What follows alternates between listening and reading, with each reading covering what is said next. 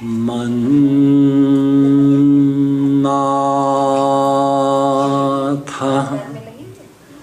Shri Jagannatho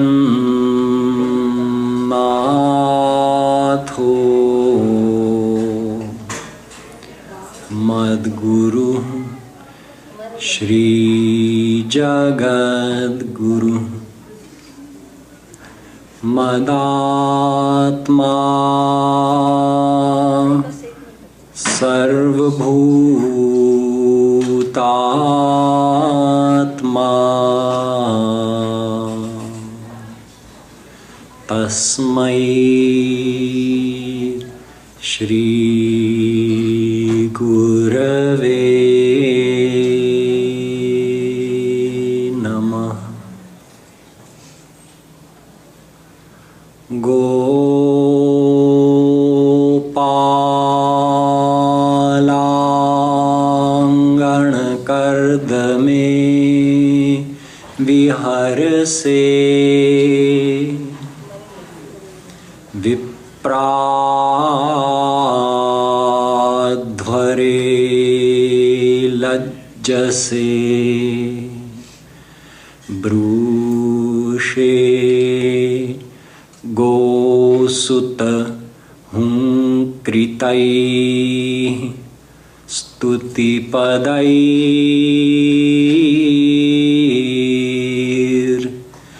maunam vidhatse satam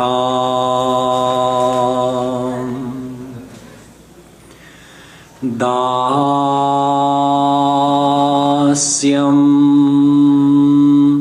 Gokulkamini Shukurushe Swamyam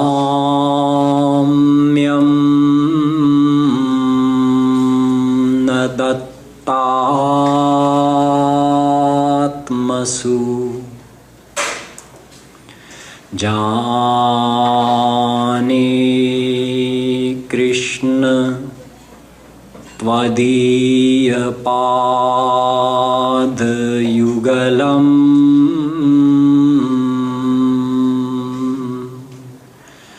Premaikalabhyam Param.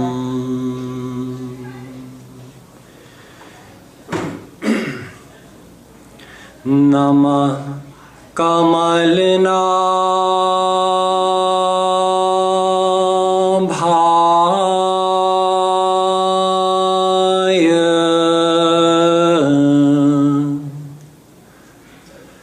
Namah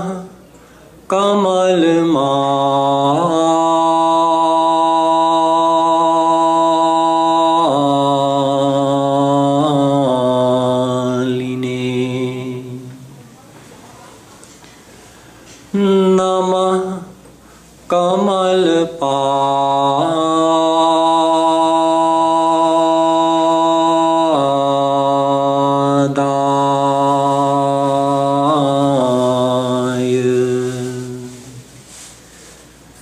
Namaste Kamale Chana Yo Brahmanam Vidadhati Purvam Yo Vai Vedanscha Prahinoti Tasmai Tagvangha Devamatma Buddhi Prakasham Mumukchurvai Sharanamaham Prapadye. I've been explaining to you about the path of Gyan and Bhakti the last few days. Before that, I told about Karma and Karma Yoga. So we learned that both in the case of Karma and Gyan, those two paths are incomplete without Bhakti. Someone who's doing good actions on the path of karma has to surrender to God in order to be liberated from Maya or attain ultimate bliss. And surrendering to God means doing bhakti. Someone who's following the path of Gyan also has to surrender to God in order to get liberation or attain divine bliss. So the karmi who surrenders to God becomes a karma yogi, and the Gyani who surrenders to God becomes a Gyan yogi, but both have to do bhakti. Then we also just have the path of bhakti yoga. So we've been talking the last couple of days comparing the path of Gyan yoga and bhakti yoga. And I told you that both surrender to God, both surrender to the same God. But the Gyan yogi thinks of God as formless. He worships God in his formless aspect. And the bhakti yogi worships God in his personal form, as Sakar Brahm, like Ram or Krishna or any personal form of God. That's the difference. Both are worshipping God. One is worshipping formless God. One is worshipping the personal form of God. Yesterday I talked about how difficult the path of Gyan is. First of all, because the qualification is so high to even begin on the path. Secondly, because the understanding the knowledge, the philosophy is very difficult, it's very abstract. Then practicing the sadhana is very difficult because it requires total renunciation and cessation of all material desires. Add to that the Gyani is unprotected from God's grace because he's not surrendering to Sakar Brahm. He's surrendering to, or he's worshipping Nirakar Brahm. And Nirakar Brahm doesn't do anything, including grace. So the Gyani has no protection on his path. In the end, the Gyani has to surrender to Sakar Brahm anyway to get his grace to become liberated from Maya. Now the question I left you with yesterday, after all of this, you would think that once both have surrendered to God and become liberated and attain divine bliss, then that bliss must be the same, right? They both attain the same God. So if we look into the Bhagavatam, we see that maybe it's not so. Maybe the Bhakt and the Gyani don't attain the exact same experience even after liberation. Take one verse. Atma ramascha munayo nirgrantha apyurukrame kurvantyahitu kim bhakti mitham bhuta guno hari. That even an Atmaram Gyani, Atmaram means he's totally satisfied with his state of divine bliss. He's attained formless God, he's completely content. He's already experiencing unlimited bliss. Such Atmaram, Purnakam, Paramanishkam,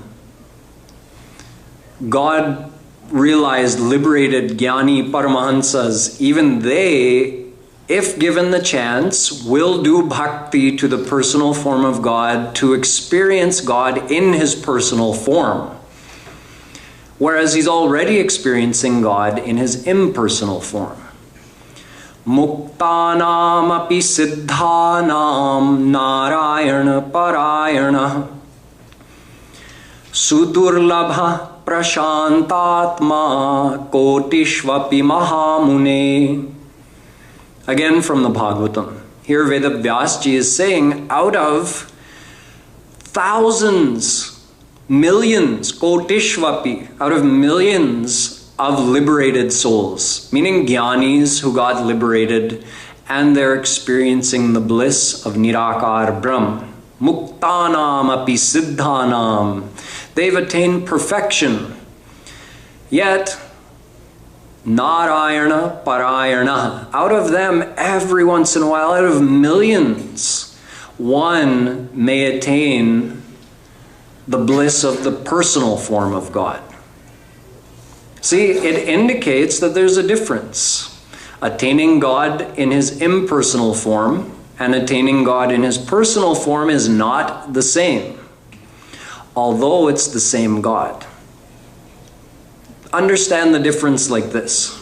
Let's say you're walking outside and you see someone who he's got some rose bushes, and instead of clipping the rose flower, he clips a rose leaf and he smells it. Think, what's wrong with this guy? Why is he smelling the leaf instead of the flower? So that person may reason with you and say, well, both are the same rose plant, right? Whether you take the root or the stem or the leaf or the flower, the DNA would be the same. Chemically, it's the same thing. It's the same rose plant, so why shouldn't I smell the leaf instead of the flower? But you know, yes, it's the same rose plant, but there's a difference between the leaf and the flower in the experience. Along these same lines, we know how good the wood of sandalwood, chandan, smells. Could you imagine, what if the sandalwood tree had a flower? Which it doesn't, but what if it did? If the wood smells that good, how good would the flower of the sandalwood tree smell? So in this way we can guess that Nirakar Brahm and Sakar Brahm, the difference would be something like that. It's the same thing, yes, the same God, but there's a difference in the experience. There's some extra thing that can be experienced from Sakar Brahm. Take another example. Let's say, again, you're walking by and you see someone chewing on the branch of a mango tree. And you say, what's the matter with you? Why don't you eat the mango? Why are you eating the branch? And he says, it's the same thing. There's no difference. Chemically analyze the two. They have the same DNA.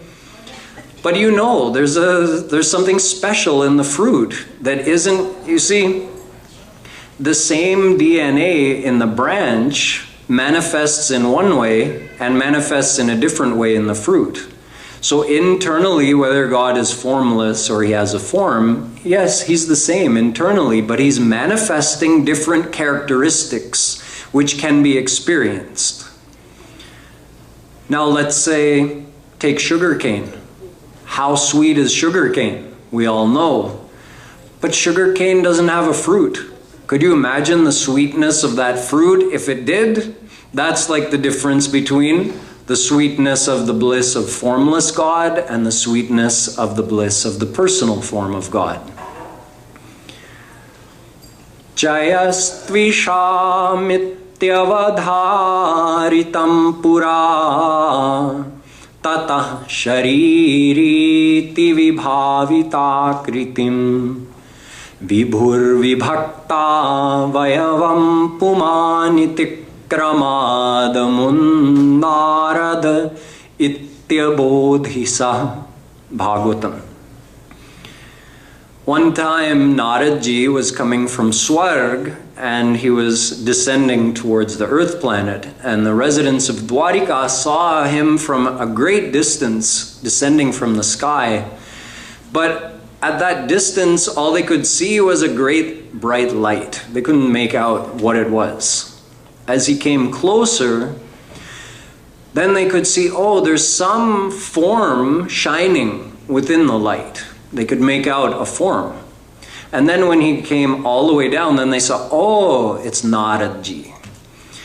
Similarly, God has been described as having three forms, the same God having three forms. Badanti tat tattvavidas tattvam yajnanam advayam brahmeti paramatmeti bhagavaniti shabdyate. Bhagavatam. The same God is called Brahm when he's formless, Paramatma in his almighty form, and Bhagavan in his loving gracious, personal form. Again, this is not three gods. It's one tattva appearing in three forms, like if you have water. Water can also be solid, then we call it ice. When it's liquid, we call it water, and when it's vapor, we call it steam or vapor. But it's not three different things, it's the same thing. But the uses are different, right? You don't say that ice and water are synonyms. Chemically, they're synonymous. So internally, it's the same thing, but they have different uses. If on a day like today, you said to someone, hey, can you bring me some soda pop with ice in it? And instead, they brought you some hot drink, some boiled water. So I asked you for ice, not boiling water. Oh, what's the difference? H2O is H2O, right? But you know there's a difference in the use. Similarly, there's a difference in the experience of God depending what form He's in. You see, Brahm, formless God, is worshipped by and attained by the Gyanis. So when Gyanis attain formless God, their mind is totally pure. And in their purified mind, they experience the bliss of formless God. They conceive of their oneness with omnipresent, formless God.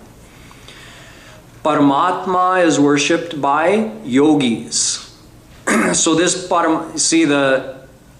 remember the example of Naraji. So the Gyani's form would be like just the light, no form. Then Paramatma is worshipped by the yogis. That would be like the light with a form that you can see. So the yogis worship and attain Paramatma. And the bhaktas, they worship Bhagwan. Bhagwan means God in His personal form that you can just see and talk to and relate to. Take a mango. Let's say you just saw a mango. Or you saw and smelled a mango.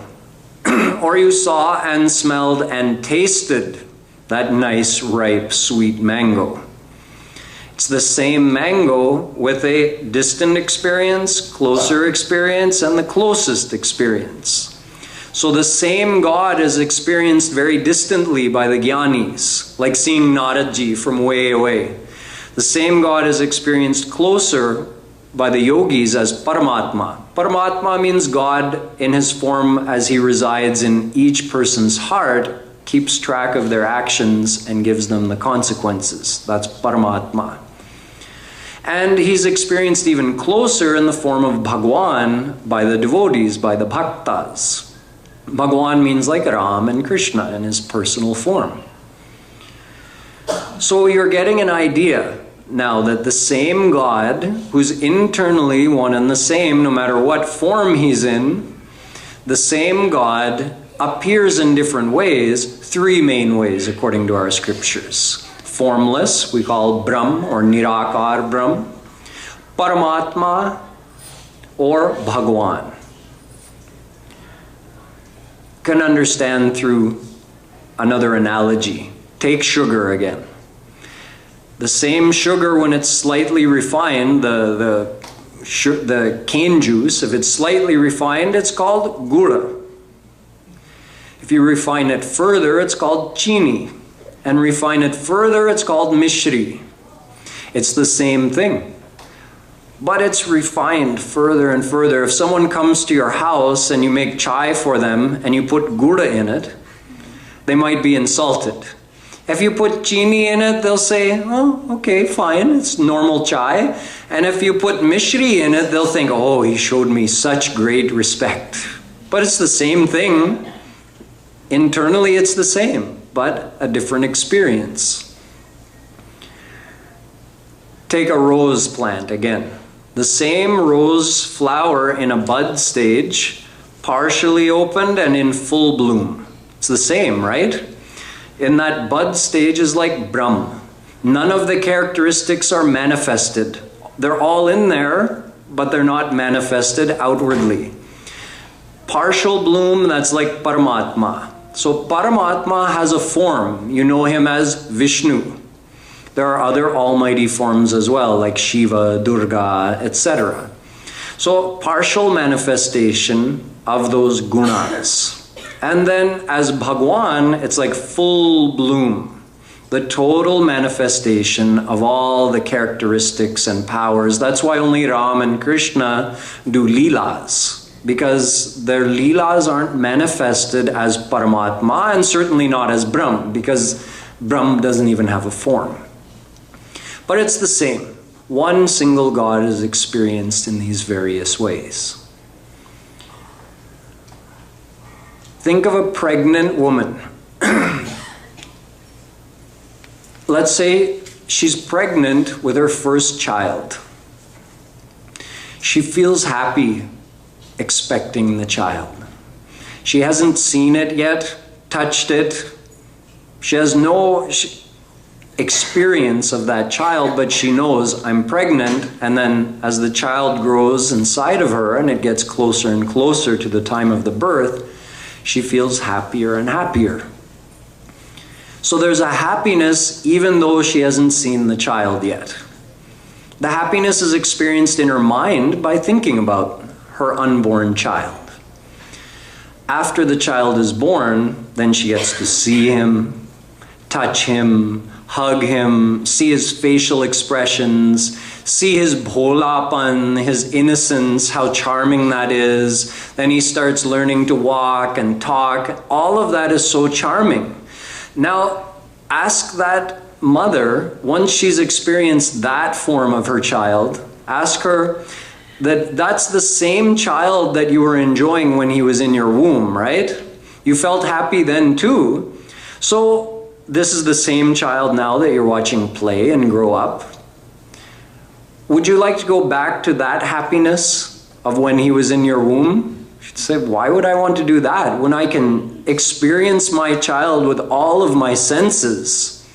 Why would I want to go back to the state where I just think of him in my mind when I can't even see him yet? He's avyakt. He's unmanifest. Just like this is the Gyani's experience of Brahm. He's avyakt. They have no way of experiencing him other than in their mind, in their antahkaran. They experience the bliss of formless God. But the bhakt is like seeing that child after he's born and getting to, you can say the bhakt enjoys the bliss of God with all of his senses, not just through his thinking, not just in his antahkaran, but through seeing, hearing, touching, smelling, tasting, through all of his senses. So it's further enriching. There's something more. So now I'll give you some examples that shows you, historic examples from our scriptures of saints who were Gyani saints. They were already enjoying the unlimited bliss of formless God. And what happened to them? Let me give you one example. Sanakadik Parmahans are the foremost Gyanis of Satyug. We'll start in Satyug. In Satyug, the foremost Gyanis are Sanakadik Parmahans. They're four eternal Gyani saints, four brothers. One time they went to Vishnu's abode in Vaikuntha. See, they're absorbed in formless God and they're enjoying that unlimited bliss, but they went to the abode of the personal form of God. In Vaikuntha abode, before they even saw Vishnu, something happened. Tasyarvinda nayanasya padarvinda kinjalka mishra tulasi makaranda vayu antargate svavivarena chakaratesham sankshobhamaksharajusham api chitta tanvo. There was a tulsi flower. In the divine world, tulsi plants also have flowers. That was offered at the lotus feet of Bhagwan Vishnu. So the scent of that tulsi flower was picked up by the wind along with the fragrance of the lotus feet of Bhagwan. And that scent entered the nostrils, antargate. It entered through their nostrils, and just through the scent. You see, Gyanis don't experience through any of their senses God's divine bliss. So he just smelled the fragrance. And his Sangcho bhamakchara jusham apichitta tanvo means that samadhi they were in, where they were just absorbed in the bliss of formless God, that was revoked. Their samadhi was finished. Why? Because their mind was forcibly attracted to that bliss of the personal form of God. And they exclaimed, then they went and actually had darshan. They saw Vishnu. And they said, Kamam bhava svavrijinair nirayeshu nasyat cheto livad yadinute padayorameta vachaschanas tulasi vadyadi tengri shobha puryetate gunaganair yadi karnarandhra. They prayed Mahavishnu and asked him for a boon. They said, please let us be born in Narak, but on this condition, that you give us continuous bhakti to your lotus feet. In other words, we want to keep enjoying the bliss of Sakar Brahm, and if we have that, we'll be happy to be sent to Narak, but we don't want our bliss of formless God anymore. So you see, it's not that they changed gods. It's the same Vishnu who they were experiencing as formless, but they got something more. So they graduated, you can say. Now come to Treta Yuga. In Treta Yuga, the greatest Gyani of that time was King Janak. He was called Videha. In other words, he was so completely absorbed in the bliss of Nirakar Brahm, we call Brahmanand, that he had no consciousness of his own body. So he was called Videha. Can you imagine a state of such divine bliss that nothing in this world could disturb his mind? That King Janak, when Vishwamitra brought Ram and Lakshman to Mithila for the first time, and they came before King Janak. Now think of his situation. He's already completely absorbed in the bliss of formless God, and then Ram and Lakshman walk up in front of him. So listen to what he says. Inahi vilokat ati anuraga barabas brahma sukhahi man tyaga.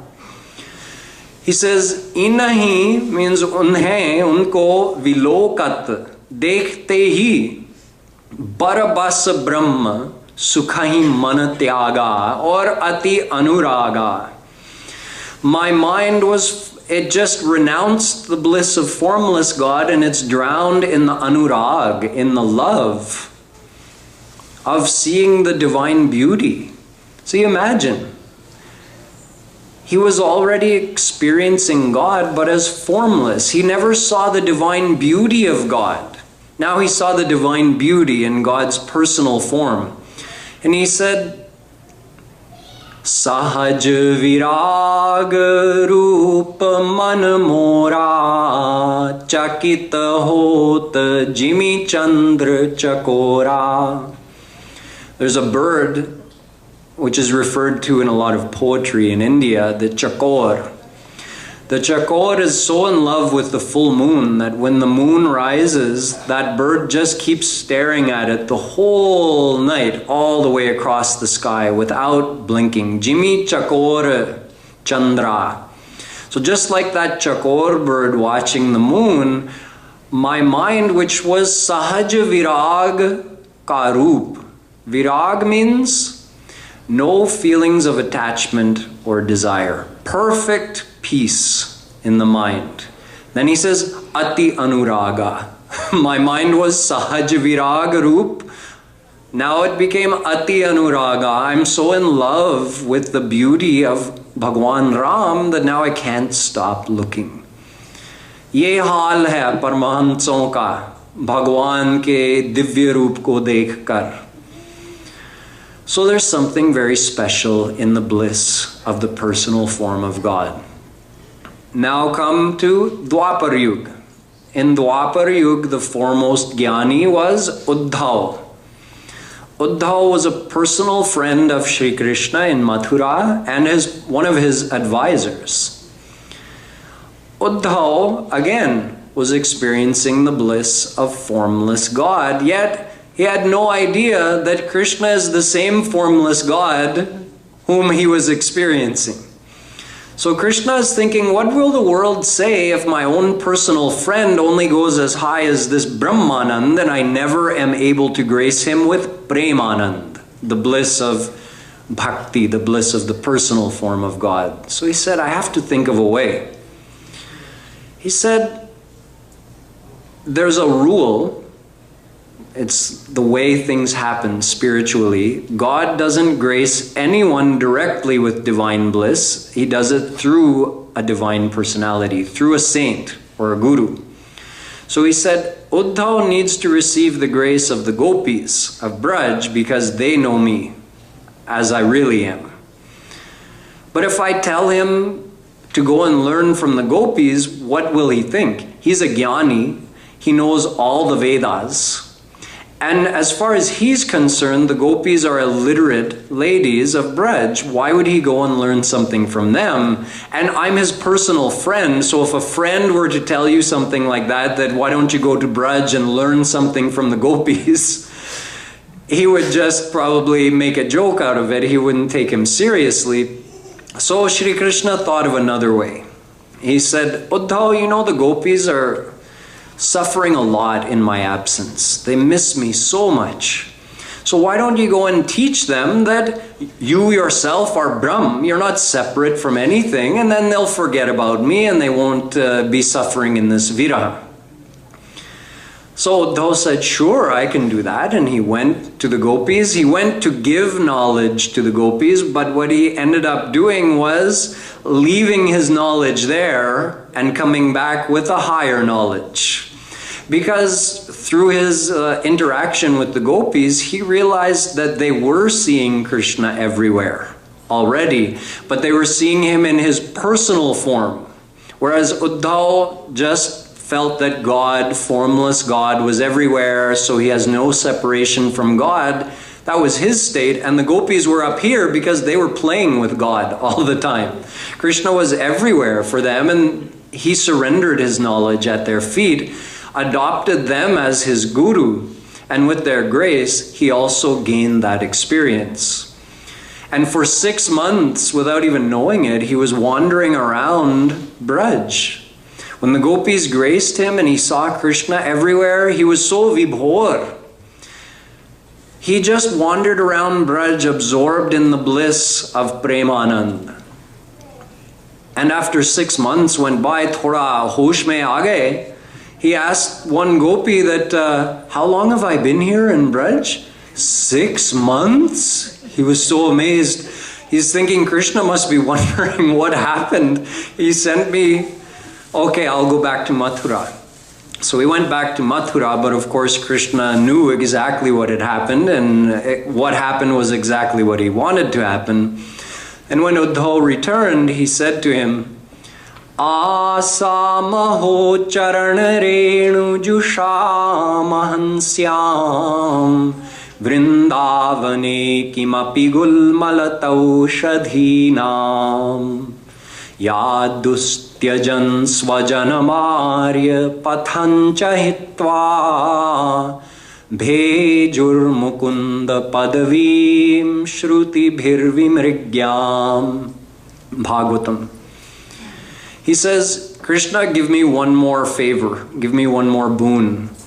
Let me be born as a vine or a flowering creeper or a flowering plant in Vrindavan, so that I can receive the foot dust of the gopis. When they walk by, their dust will go up in the air, and that should fall on my head. It would if I were a plant there in Vrindavan. So please grace me with that one more thing. This is an example of a Gyani. See, he actually was graced with that. It's told in the Bhagavad Mahatmya that when King Parikshit and Vajranab arranged a big kirtan at Kusum Sarovar near Govardhan, at that time Uddhav appeared out of that area because he was residing as a creeper in that area, and then he appeared and he told the whole Bhagavatam there to Vajranab and all of the queens of Dwarika. So Gyanis who get graced with Premanand of Shri Krishna, they become the plants of Vrindavan, even in the divine world.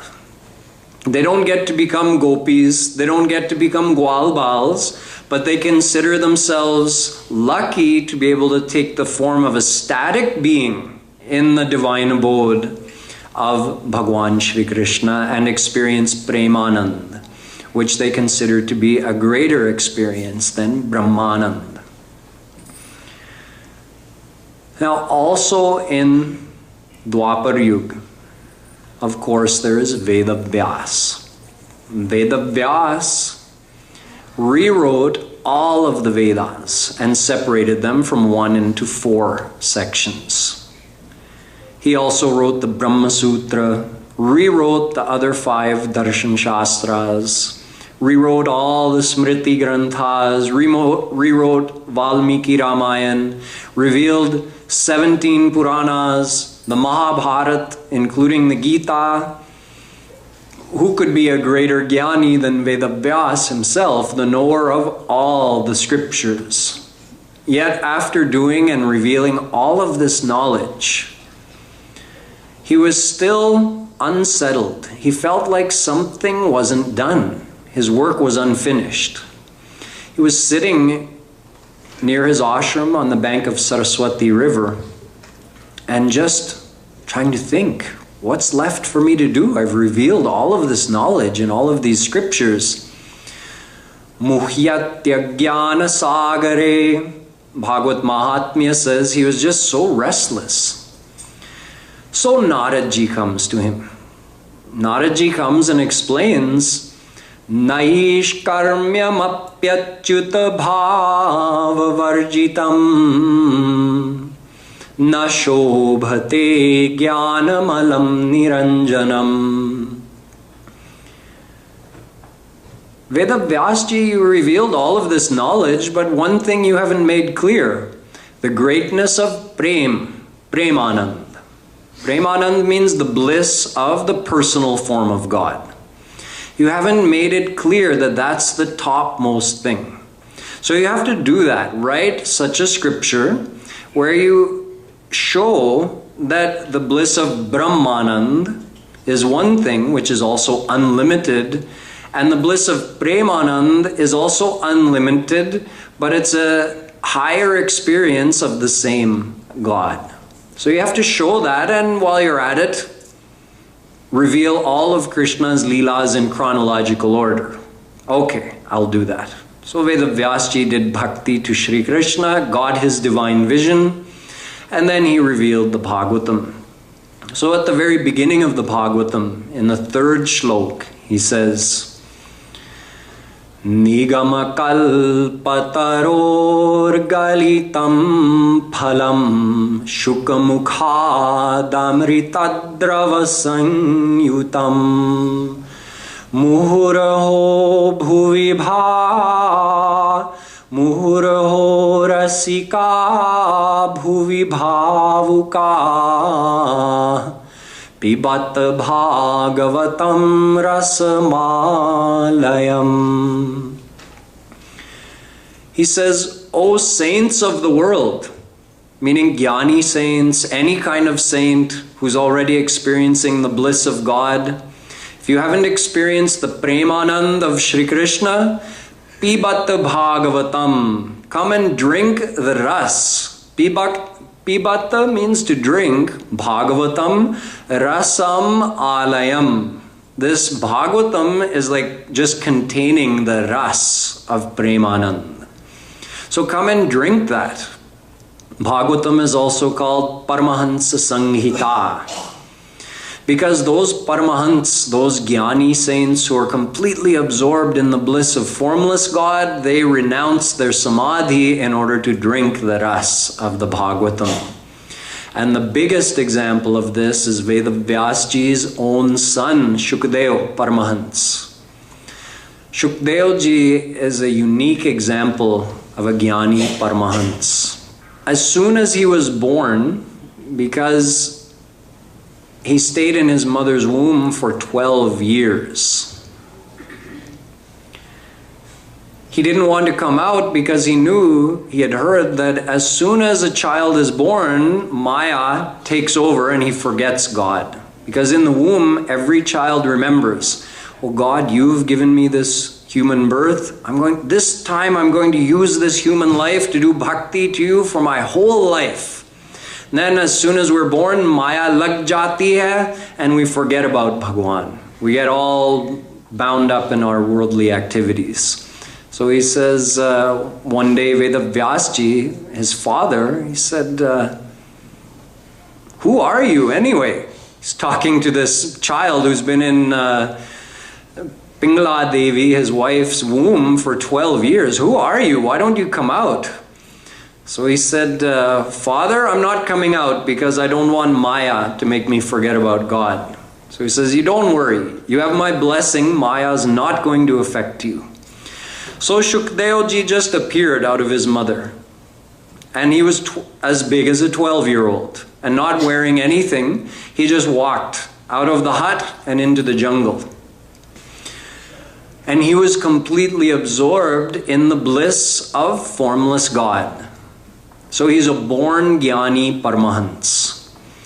So his father was saying, what? You know, where are you going? We have rituals to perform here. There's a certain ritual you perform when the child is born.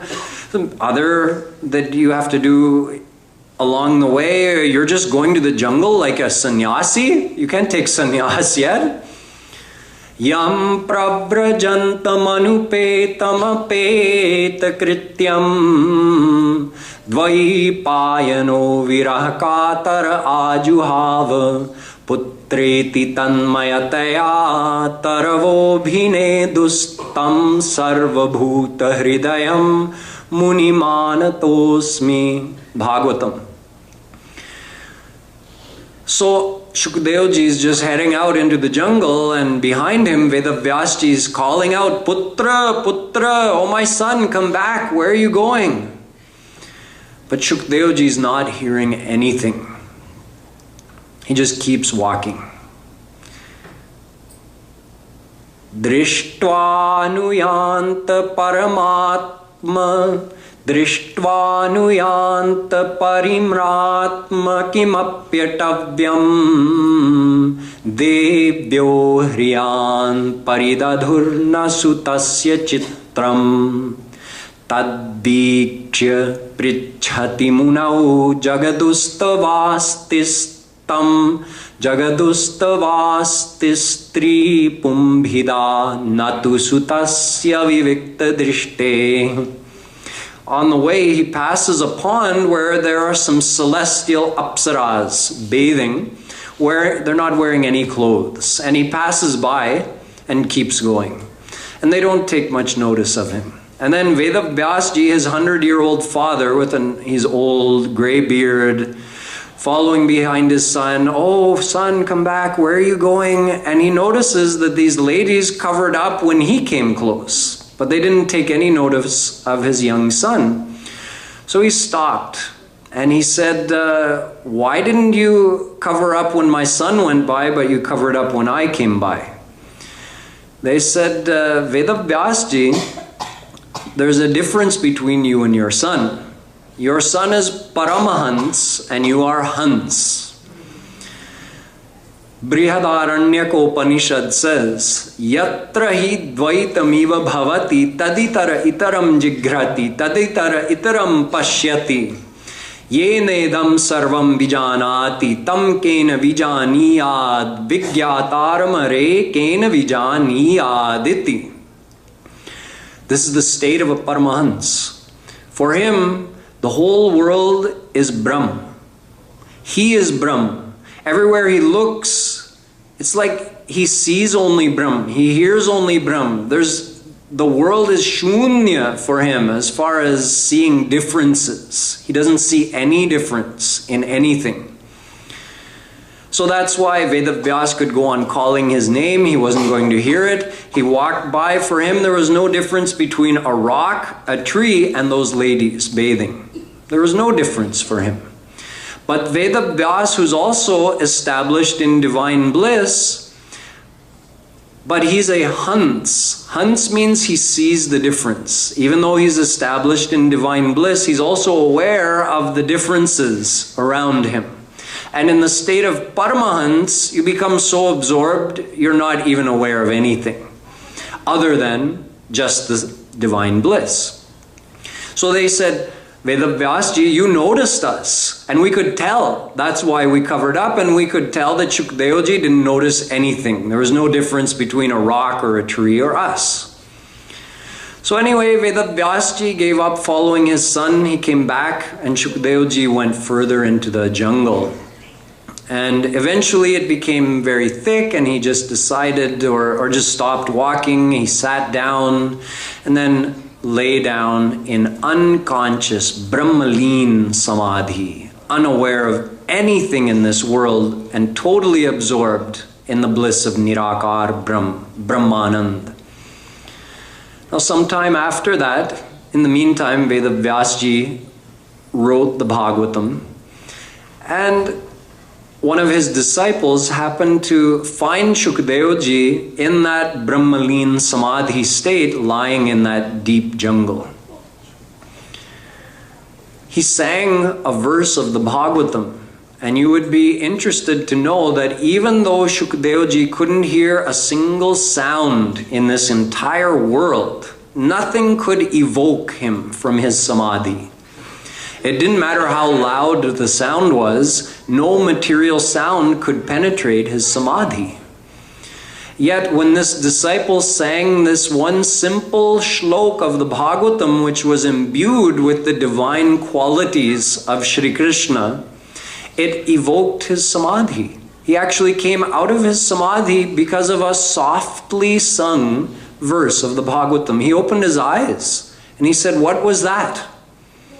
Aho vakiyam stanakalakutam jighansaya payayadapya sadhvi lebhe gatim dhatryuchitam tatonyam kam vadayalum sharanam brajema. This is the verse. Now for ordinary people, we have no special experience hearing that verse because we're not qualified. Shukdeoji, having a divine, being established in divinity, he was qualified to experience the ras. And since that ras was the ras of Shri Krishna, the ras of Premanand, so it was a higher thing, or you can say a heavier thing. If you think of Samadhi like a glass of water, and if it's brimming with water, you can't put any more water in it. So no material sound could penetrate his Samadhi, but if you could put honey in it, right? The honey is heavier than the water. So in that way, the bliss of Sakar Brahm penetrated the bliss of his Samadhi and evoked him. And he became conscious and said, that what I experienced, those gunas of Shri Krishna, that shlok actually described the kindness of Krishna, just his kindness. That was so powerful an experience for him. He said, I want more.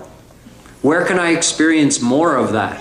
So the disciple told him that your father Vedavyasji wrote this shlok and 18,000 more just like it.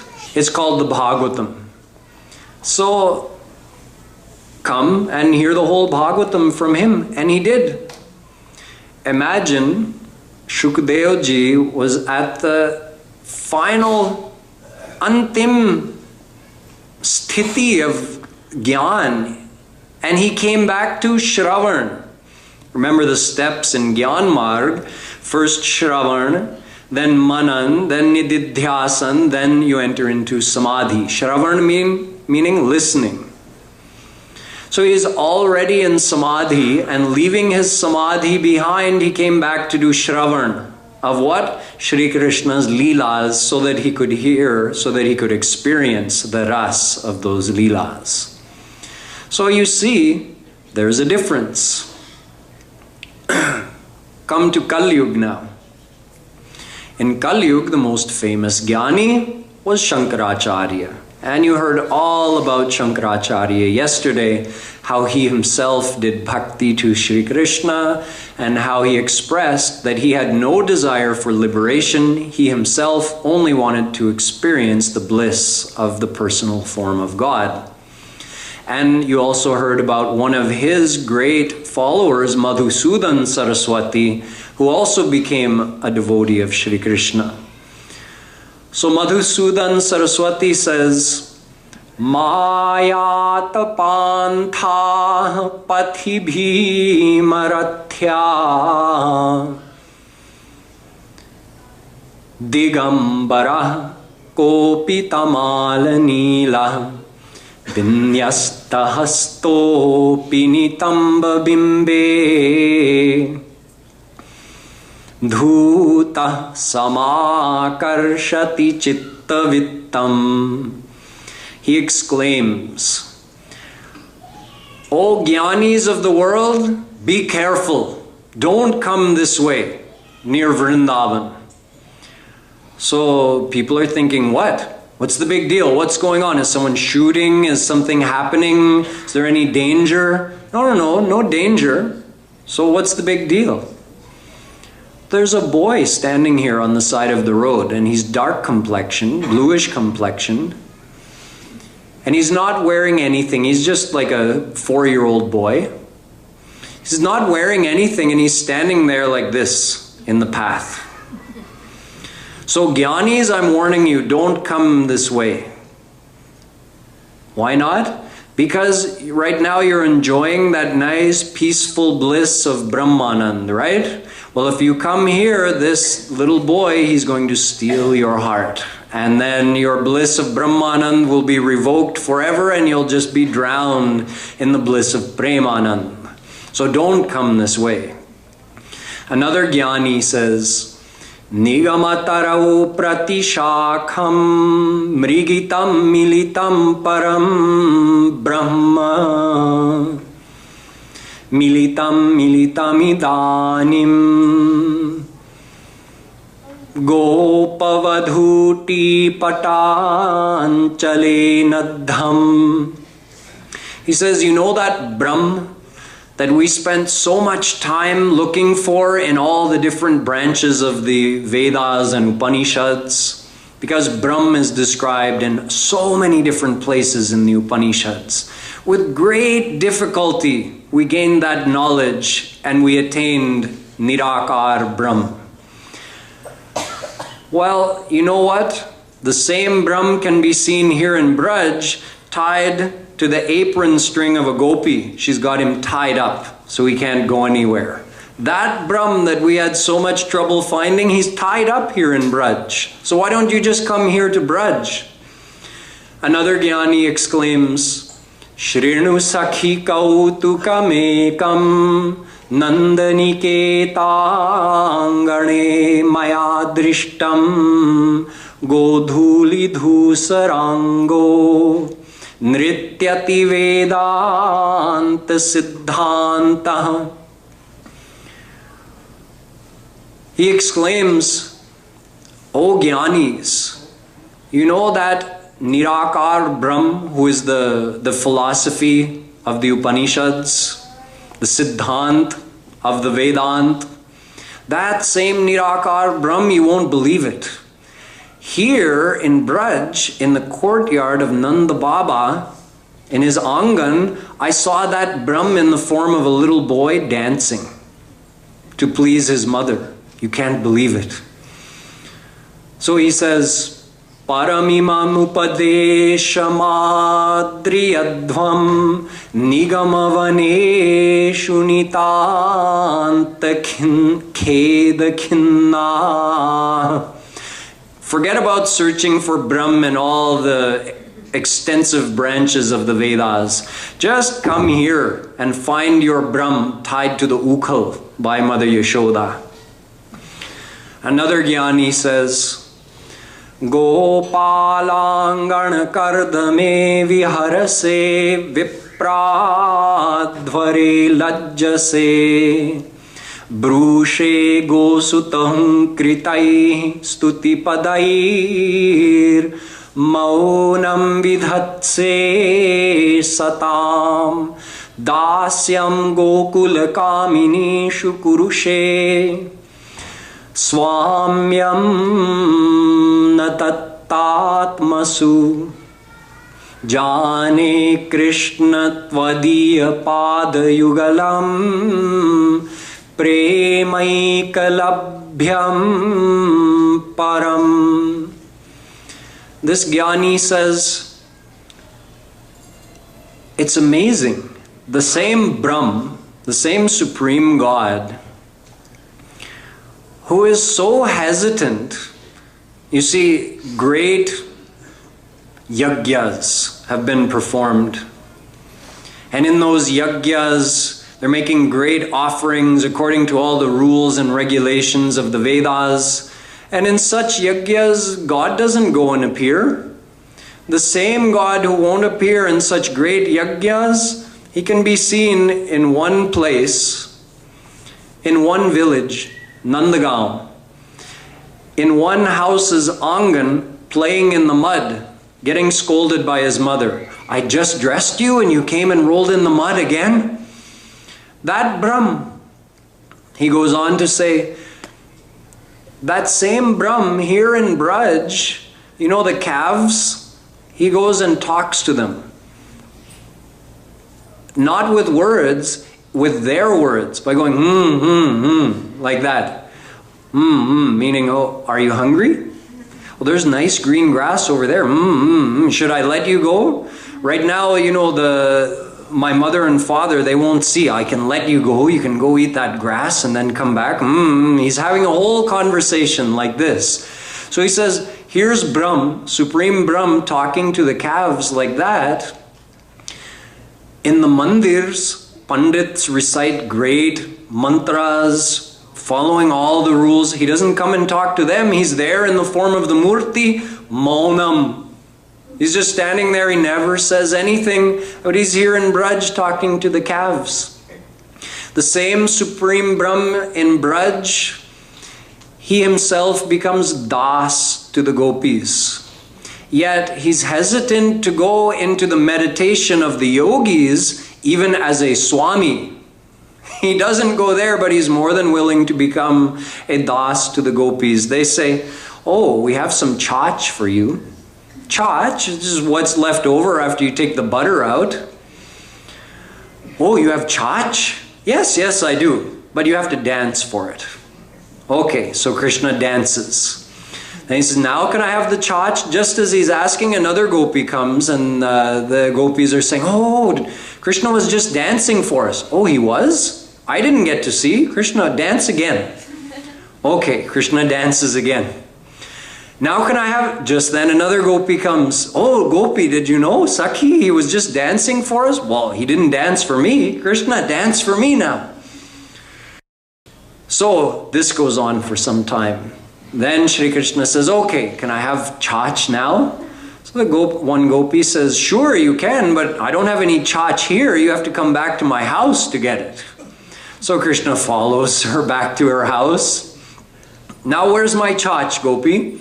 Well, you don't just get chach like that. First I have to churn the curd, then take the makhan out, then what's left over is chach. So in other words, she wants to have Krishna's darshan for longer. So she's finding a way to keep him around. Eventually she makes the chach and she gives it to him. But you see, Krishna's following these gopis around, dancing when he's told to. In other words, he's become their servant. Yet he's very hesitant to go even as a Swami into the meditation of the great yogis. So this is the sweetness of the bliss of Sakar Brahm. So that bliss is attainable through performing bhakti. So even though the Jnani surrenders to God to get his grace, yet once he becomes liberated and he's experiencing the bliss of formless God, yet there's still something more beyond that, and you saw that through the examples of all these great Jnani saints, that given the chance, they will forget about their bliss of formless God and drown themselves in the bliss of Sakar Brahm. So now we've heard enough about Gyan Marg. It's time to focus on the path of Bhakti. Exactly what do we have to do? Because you understand now कि हमको भक्ति ही करनी है. The path of Gyan Marg is too difficult for ordinary souls like us, and even if we could follow it, the goal that we reach at the end would not give us the bliss of Premanand. So we have to do bhakti if we want to attain the highest thing. And on top of that, the path of bhakti is easy to do. It's easy to qualify for, yet it still has to be properly understood.